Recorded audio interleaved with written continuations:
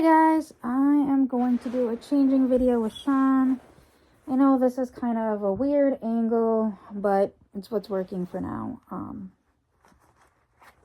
And yes, he only has one shoe on. His other shoe fell off. I was getting him out of the car seat. But I am going to do a video of changing Shawn into something springy, Eastery. Easter hasn't come yet, but by the time you see this, Easter will have passed. So I just want to get him into something. It's starting to warm up, so I want to get him into something more springy. But I am going to have a little chat that is, I mentioned in my last video where I unboxed part of my Valentine's Day present about Jack, our cat, and passing away. So try to go a little bit more into Jack. I know Jack wasn't as prominent on my channel as Teffy was. Teffy was my cat. Jack was more my husband's cat. We got Teffy, turn his little face. We got Teffy a year after we got married, and we got Teffy like a month. We got Teffy just before my grandfather got sick, and then my grandfather ultimately passed away between Christmas and New Year's. So the week between Christmas and New Year's, my grandfather passed away. And Teffy was born the end of August, and we got her in November, like middle to end of November. I got her from a coworker of mine. So Teffy was initially our first baby, and then I had told my husband, like, we got Teffy, and I had told my husband I had always wanted an orange cat. Teffy clearly was not an orange cat. She was a brown tabby, Merkle tabby. And I had told him I always wanted an orange cat since I was little. Growing up, I had Tiffany, who was a Russian blue colored gray, or Russian blue is a gray color, long hair cat. Like, the color of her was Russian blue, but we think that she was part Russian blue, part Persian, because she had a flat face, but not as flat as a typical Persian. And the color of her was like that deep blue, Russian blue color that you only get from Russian blue cats. So we really think that she was a cross between the two. Okay, just to interrupt. So I'm just going to put this basic white onesie. Yeah, he has his undershirt on. And then this Janie and Jack denim-y. It's not real denim, but it's like a denim-y color bubble romper. So anyways, Tiffany, that's what she was. I got her when I was 7 for my 7th birthday. We don't know how old she was. She came to us declawed. She was from the local Humane Society. So every Wednesday, I had been wanting a cat for my 7th birthday. All I wanted was a cat. Anytime you asked me what I wanted for my birthday, I would say a cat. And my dad hated cats, and he would say absolutely not, and didn't let up. I still, whenever somebody asked me what I wanted for my birthday, I would say a cat. And every Wednesday at noon, our local Humane Society would go on one of the news channels at noon and bring a few of the animals that were up for adoption. And my grandfather watched the news religiously. All of them. Like, he watched the noon one, the 6 p.m. one, and the 10 p.m. one. And he would literally watch the 6 p.m. one, watch Wheel of Fortune that came on after it, take a nap, and then get up to watch the 10 o'clock news, and then go to bed. So anyways, he was watching the noon news, and Tiffany came up. And my grandmother called my mother and is like, oh my gosh, run to the TV at work, turn on this channel, you have to see this cat. And so My mom runs to the TV, sees the cat, calls my dad, and my dad's still, no, we're not getting our cat. My mom's like, no, we need to get this cat. So my mom talked my dad into it over the phone. And then my mom called the Humane Society, and they're like, we've already had quite a few people call about this specific cat. It's kind of a first come, first serve. So my mom called my grandparents quickly back, or my grandmother back, and like, run, please, go get this cat for us. So my grandparents actually went to the Humane Society, adopted Tiffany, and brought her to their house. And then after my parents picked me up from daycare, they took me over to my grandparents' house, which wasn't uncommon, like even on a school night. Some school nights we would go eat supper there. And the only thing I thought was odd was this is a Wednesday night, and that was usually church night. But I'm like, okay. So we went over there, and we walk in, and my nickname for my grandfather, all of us grandkids had different nicknames, was Jump. And I walked in, and I'm talking to my grandma, and my grandpa has this big grin on his face, and he's like, Jump, go look under the table. And that's when I found Tiffany, and I was all excited, like, oh, Grandpa and Grandma got a cat. And then my mom and dad were like, no, that's your cat. And like, it didn't dawn on me till literally we took Tiffany home that was my cat. Tiffany lived to be what we estimated was 20 years old. I had Tiffany from the age of 7 until, I think they said she was 6 when I'm trying to remember. I had Tiffany well into 2002 or 3. I'm trying to remember. It was 2003 was when we had to put Tiffany down because her arthritis got so bad. Sabbath, move, please. So anyways, that was kind of starting the cats. Tiffany was an only cat for the longest time. Then when I was in high school, we really thought, Sabbath, get down. We did think that Tiffany didn't have much longer with us because we had her for quite a few years. So my parents, for my 18th birthday, got me a kitten that my dad she ended up being my dad's soul cat, Taffy. So Tiffany came named Tiffany, but we always called her Tiffy. Taffy came named Taffy, but so we just left the name because we thought it was cute, Tiffy and Taffy. So we had Tiffy, we had Taffy, and it was like Tiffany, like when we got Taffy, Tiffany, it was like, I'm not letting this little kitten take over. And like she pushed through and lived a few more years. I think 5. I turned 18 in 2001. So she lived 2 more years after we got Taffy. 3 more years. 2. We got her for my 18th birthday. That would have been 2000. So, and we had to put her to sleep in 2003. So 3 more years.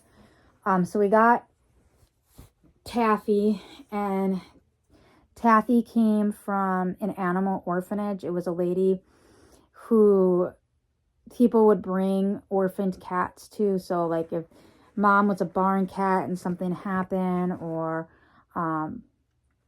somebody found a litter of kittens but could not find mom, they would take them to this animal rescue, and they literally called themselves a kitten orphanage. They were all bottle babies that came from this lady. So we got Taffy from her, and literally Taffy was the size of a flip phone. She was tiny when we got her. She was the runt of the litter. She was also a brown tabby. And then when I was in college, we knew we didn't have much time left with Tiffy. So we decided to get another cat so that Taffy would have someone to play with. And we got Tuffy. And yes, Tuffy came named Tuffy as well. So we have Tiffy, Taffy, Tuffy. We had all three at the same time. Not long after we got Tuffy, though, was when we did have to make the decision and put Tiffy down. Because her arthritis, she had really bad arthritis, and it was getting so bad that, like, she could barely move. Like, she would try to walk, and you could just see she was in a lot of pain. And this was also back in the early 2000s, where, like, they really didn't give pain meds to animals like they do now for arthritis, or have different meds for arthritis for animals. Sabbath DeLong, no thank you. Sabbath, hey, quit being a little turd. So anyways, so then this was at home, and Tuffy was a black and white cat that we think was part Maine Coon. He was a long hair, but not like super fluffy. He did have like a lot of characteristics of Maine Coons, as well as he was 25 pounds. Once again, he was the runt of the litter. When we got him, he was a little bit bigger than a Beanie Baby. And yeah, he ended up being 25 pounds, and he was just a black and white cat. So when I moved out in 2003, we got him. It must have been, we must have got Tuffy in 2002, and then Tiffany got put to sleep in 2003. And then I had already moved out. I moved out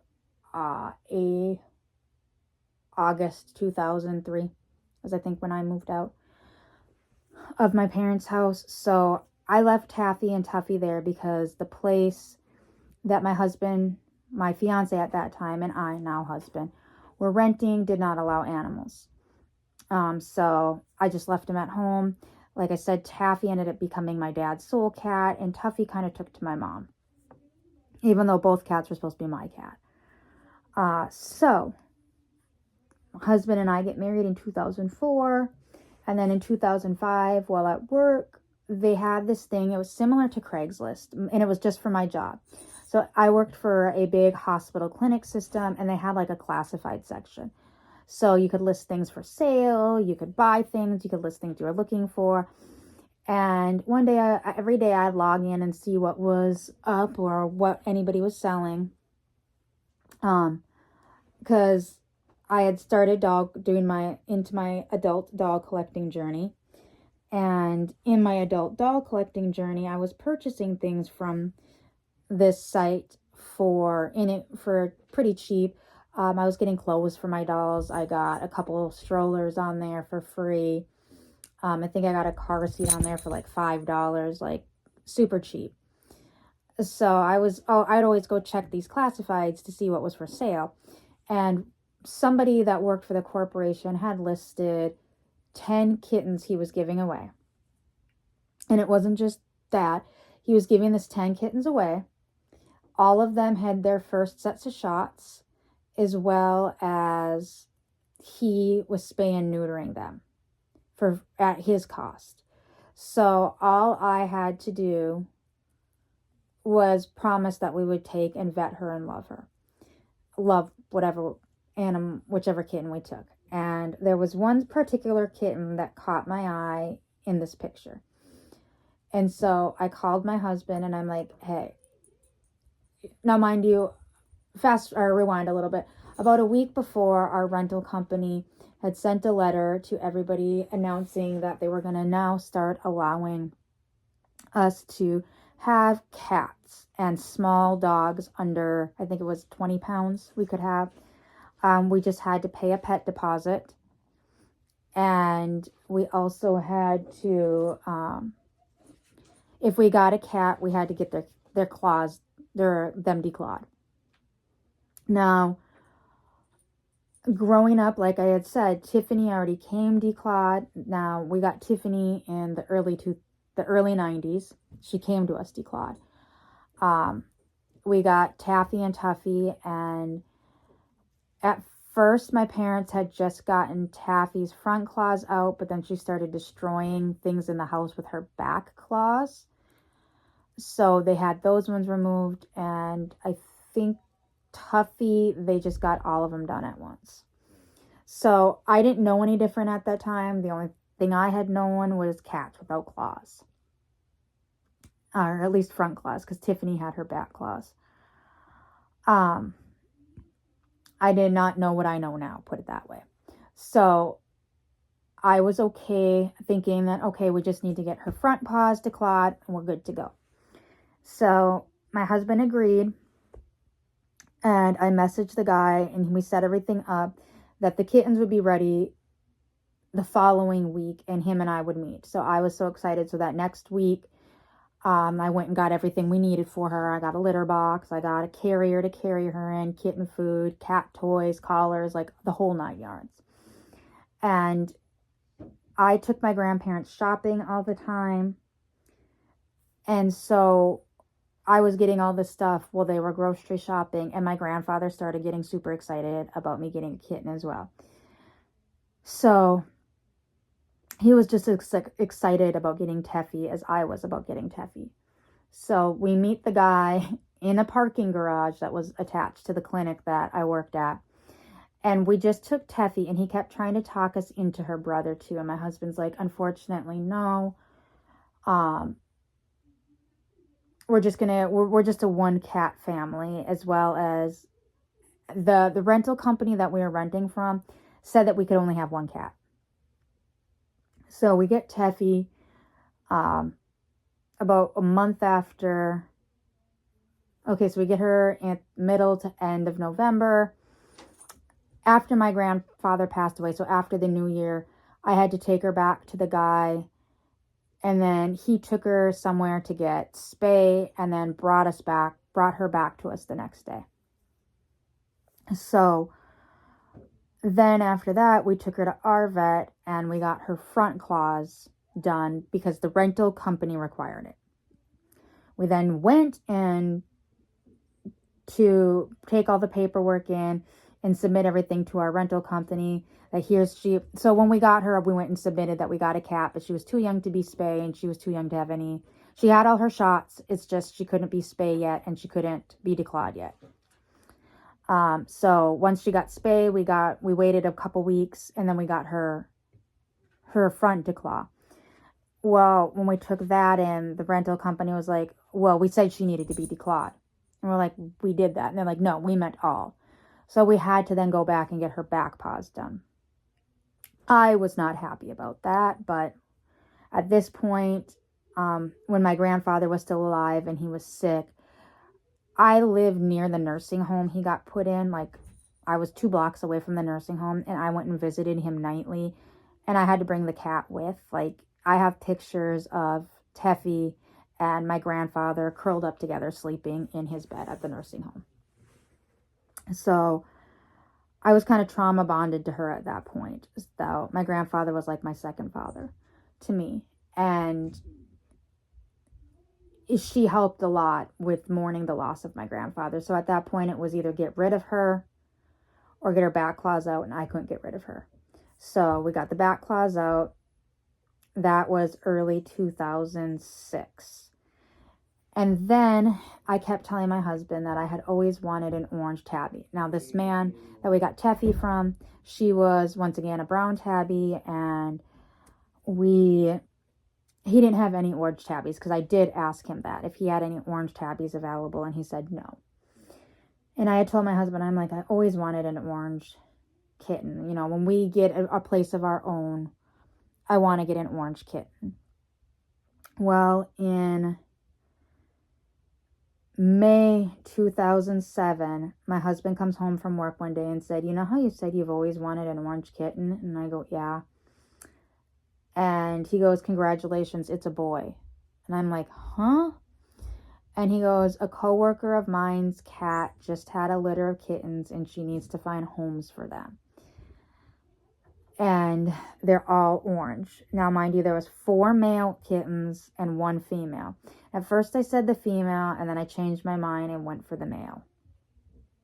And then she showed me Jack with his siblings and let me pick out which one. I got first dibs on which kitten I wanted. So I picked out Jack out of the litter, and he was the runt. Teffy was the runt as well. Basically, up until this point, all the kittens that we had gotten were always the runt. So people thought it was weird that we didn't go with the theme, because at this point we had Tiffy, Taffy, Tuffy, and Teffy. Tiffy had been put down, but my parents still had Taffy and Tuffy, and then we had Teffy, and everybody thought we should have named him Typhy or Toffy.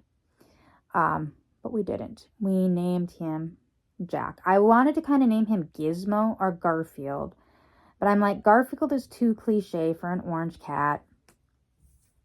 And somebody else had, in the one dog group I was in, had a dog or cat named Gizmo as well.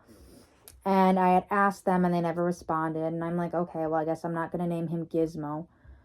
And we were watching a movie and we had him, and we still didn't have a name for him yet. And we were watching Pirates of the Caribbean. And I'm like, you know what? Let's name him Captain Jack Sparrow. And my husband started laughing and he goes, yep, that's his name. So we named him Captain Jack Sparrow. Actually, I think I'll put this sweater back on him. So we named him Captain Jack Sparrow, Jack for short. And that was 2000. We got him, my husband brought him home from work in, I think it was June or July 2007. And then in January 2008, my husband deployed to Iraq. So I was left home with Teffy, who was 2, and Jack, who was a kitten. And so, just to kind of rewind, when we didn't put Jack on our lease. We were naughty and had an illegal cat. But we did get him neutered, and we did get, when we got him declawed, when he got him neutered, we got all of his paws declawed. Just in case we got caught with him, and we could be right away, okay, he's fixed already, and he already has all his claws out. Like, we did everything we needed to do. So we went ahead and did that. Once again, this was before I knew better. And so we had Jack and Teffy. Like I said, my husband deployed. He was gone on a year deployment to Iraq, and Teffy and Jack were basically, when I went through depressions, with him being gone, Teffy and Jack were the two that were there. I had my friends, I had my family, but every morning I had a job, but every morning I had to get up, whether I wanted to or not, with my husband gone, because I had to take care of these two animals. And they wouldn't let me stay in bed. Teffy was always like my sweet cuddle bug, and Jack was the comic relief. Teffy, when we got Jack, took Jack in right away as her own. I have pictures of him as a kitten cuddled up sleeping next to her. Like, they bonded right away. And whenever I was home upset, missing my husband, and I'd be crying or whatnot, they were both there. In fact, one night in my sleep, so this apartment that we were living in, when we moved out, we found it all, had a lot of black mold growing in it that we did not find until we were moving out. But the apartment was making me severely sick. Like, I was having asthma attacks. I was having a lot of other medical problems because of this. It turned out because of the black mold. But I actually had an asthma attack in my sleep at one point, and actually it was more than one point. There was a few times I had asthma attacks in my sleep, and Jack woke me up. Like, Jack basically saved my life. He would jump on me repeatedly until I woke up, and then I realized I was having an asthma attack and able to do my quick inhaler, take do my rescue inhaler, take my rescue meds, and then do a nebulizer. So Jack saved my life more than once and in more than one way. And so he was always this orange little troublemaker, and we always called him Jackass, and he was the orange asshole that hated everybody, including himself. Sometimes it seemed like he wanted to be like, when people would come over, he would sometimes come out from wherever he was at, sniff at them, and then leave. Like, he wanted nothing to do with people. When my husband got back from Iraq, he was all about my husband. When he was a kitten, before my husband left too, like Teffy would sleep on me, Jack would sleep on my husband. Then when my husband was in Iraq, Teffy would still sleep on me, Jack would sometimes sleep on me, but he always at least slept in bed on my husband's side. So they were what kind of got me through. Teffy and Jack were what got me through my husband's deployment. He came home. We ended up buying our house. Now, mind you, like in the last video I mentioned, Jack would look out the window. In the apartment that we had, each bedroom had a window. Our living room did not have a window per se, but it had a big sliding glass door to go out to our balcony. And he would sit and look out, but I honestly think Teffy sat and looked out more than he did. And I think he more sat to look out that window because he was sitting next to Teffy. So I have some pictures of him sitting in a chair that was in front of the window. But for the most part, he didn't really watch out that window. Now, so fast forward, we get our house. We move to our house, and it is a 3-level house. There's a basement, main level, upper level. Our bedrooms were on the upper level. The main level was the kitchen, living room, and then the basement was the 3rd bedroom. Another like living space. We always called that my husband's the man cave. And then there was some storage area and another bathroom with the furnace and our laundry room. In this time frame, right after we got the house, we got when we were still living in that apartment, before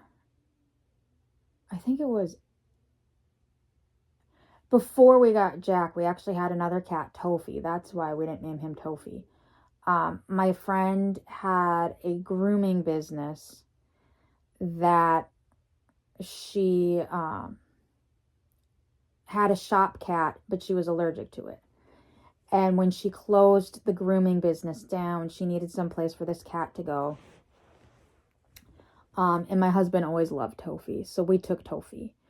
Her name was Ivory at the time, and we thought she was deaf. My friend thought she was deaf. She was an all-white, long-haired cat with blue eyes. So the chances of her being deaf were possible, because like in the shop, whenever you called her name Ivy, she never responded. Like, she didn't really startle to sounds, so we seriously thought this cat was deaf. As she was a shop cat for my friend, she actually got cancer. My friend spent a lot of money to get rid of the cancer. So anyways, we take on Tofi because my friend couldn't. And Tofi and Teffy fought a lot. In fact, my friend actually gave us a large kennel. And we got like a hammock that's usually for like ferrets and stuff, cages or rats. And we put it in there. And the door was always open to this kennel, so Tofi could come in and out. But because Teffy was there first, the house was more so Teffy's, or the apartment. And so Tofi primarily stayed in her kennel. When my husband was home, she would come out. And she would like cuddle on him, but at night she would always go into this kennel and sleep. It was like her den. But Teffy never went into the kennel. So anyways, we get Jack then as well. So we had 3 cats in this apartment at one point when we weren't supposed to. When my husband was in Iraq, I did unfortunately have to put Tofi to sleep, let her cross the Rainbow Bridge. I didn't want to make that decision, but I unfortunately had to make that decision because her cancer returned. And the vet said, being she had already gone through the 1 cancer treatment and in less than 2 years the cancer returned, we even if we had the amount of money my friend did to pay for all the cancer treatments for Tofi, we unfortunately did not have the same kind of money my friend did. And my friend even offered to pay to do the cancer treatments again. But the vet's like, I don't think she'll make it through them this time. And if she does make it through them, it's just going to reoccur. And it might come back quicker than it did last time, or this time. So unfortunately, I had to make that decision while my husband's in Iraq to put his cat to sleep. And then after that, Jack really, when he got back from Iraq, when he came home on his 2-week R&R, Tofi was already gone. So he really like bonded to Jack himself, like wherever he was at that point, wherever he was in the apartment, Jack was usually right next to him or near him in the same room. So Jack became my husband. It like really became my husband's after my husband got back from Iraq. My husband gets back from Iraq in January, and we purchased our house the beginning of July. And then we moved into the house, and the end of July, Crystal came to visit, and my husband made the mistake of sending Crystal and I to the pet store to get cat food. And that was a big mistake because we started looking at the cats that they had for adoption, and both her and I fell in love with Hendrix. His name was Felix with them, but Felix was also my godson's name, and I didn't want to confuse my godson, so we changed his name to Hendrix, and Hendrix, it stuck. So we get Hendrix, and everything seemed fine at first. Then Hendrix started attacking and chasing Jack. We tried to make it work for the longest time, letting all 3 cats be out. And Hendrix would provoke something and then try to go after Jack. So then Teffy started becoming very defensive and attacking Hendrix. And it just was not a good situation. Now, mind you, I said we have a 3-story house. So what we ultimately decided to do is there was a door between the basement and the main level. Hendrix then started secluding himself down in the basement. Anyways, so my husband's like, why don't we just have Hendrix in the basement? My husband and I would both go downstairs and spend time with him. And then we had Teffy and Jack on the main level, the main 2 levels. Had the main level and then the upper level. And that worked. Even like if we would open the door, like once we had kids, we'd leave the basement door open sometimes. Hendrix would come up the stairs, and we had a baby gate, obviously, so the kids couldn't go down the stairs. But Hendrix would sit on the other side of the baby gate and just stare. He did not provoke or attack Teffy at this point, and Teffy didn't provoke or attack. There was no real fights at this point because Hendrix knew he could go downstairs, and then the other 2 could go upstairs. Hendrix never went up on the 3rd floor. He would sometimes at night, later on, especially like if my husband was watching TV, Hendrix would come out and lay down and watch TV with my husband on the couch. Or if I was down there with the kids, he would come out sometimes if Teffy and Jack were upstairs or if they were in another room. And it worked. But as soon as Hendrix saw Teffy or Jack on that it was like the main level was like the peaceful level. His domain was downstairs, their domain was upstairs. But when we sold the house and had to move to Minot, we were going from a 3-story where we have this separation to an all 1-level 3-bedroom apartment. And we knew we couldn't make it work in that apartment the way we did in the house, as well as the place we were renting from only allowed 2 cats. So unfortunately, we had Hendrix for 5 years at this point. We tried to make it work. We knew it wasn't going to work at the rental. And so we had to take him back to the rescue we did get him from. That was really hard. That was hard on us. That was hard on the kids. My son still at 15 sometimes will, remember that cat Hendrix? Yes. So it was hard getting rid of Hendrix, but when we took him back, we paid his fees to find a good home. So he was up to date on his shots and everything. We gave him all that paperwork, and then we paid them so that they could make sure that they could find a home for him quickly, so that all of his adoption fees were paid for. So if that was why somebody was holding somebody back from adopting him. So then, and then in that house also, like going back to like Jack looking out windows, that house had our back door. It wasn't a sliding glass, but it was like a big like patio window. The door swung like a regular door, but it was an all glass door. And then next to it was like an all glass window.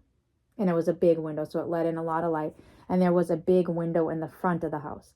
He never laid on the couch. We had a couch there that he could lay on and look out the window. He never did. He always looked, if he was looking out a window, it was always that back window where he could sit and look out it. So it's similar to like the sliding glass. Like he didn't sit in a window to look out it or lay on something to look out a window. He just wanted to sit on the ground and look out the window, it seemed like. So anyways, we